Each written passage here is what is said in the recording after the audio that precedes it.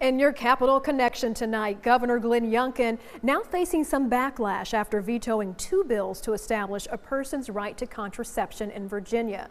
In his veto statement, Youngkin said while he supports access to contraception, the bill didn't do enough to protect those with religious beliefs.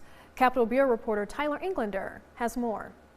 Late Friday night, Governor Glenn Youngkin vetoed bills that would have protected Virginians' access to IUDs, condoms, and birth control. Advocates say the bills were necessary after Supreme Court Justice Clarence recently called previous rulings on contraception access into question. Springfield, Virginia resident Lara Bury's daughter uses birth control to help manage what her mom calls hormonal ovarian issues. The way to manage these symptoms for her was birth control.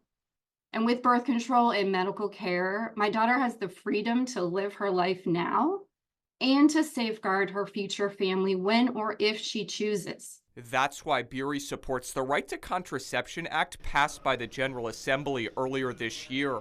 The bill would have protected Virginians' access to contraception if the Supreme Court rules in the future that Americans don't have a constitutional right to access it. Her medical options are medical options, should be protected, not used by politicians where the end result is harm to women.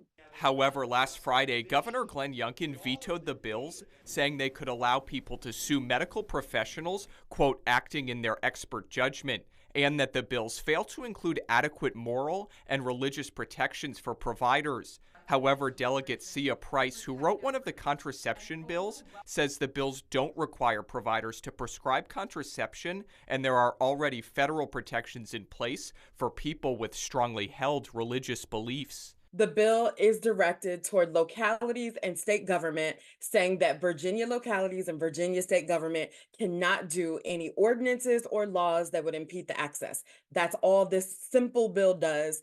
Now, Delegate Price and Senator Ghazala Hashmi have promised to bring back the Right to Contraception Act next year. At the state capitol, Tyler Englander, 8 News.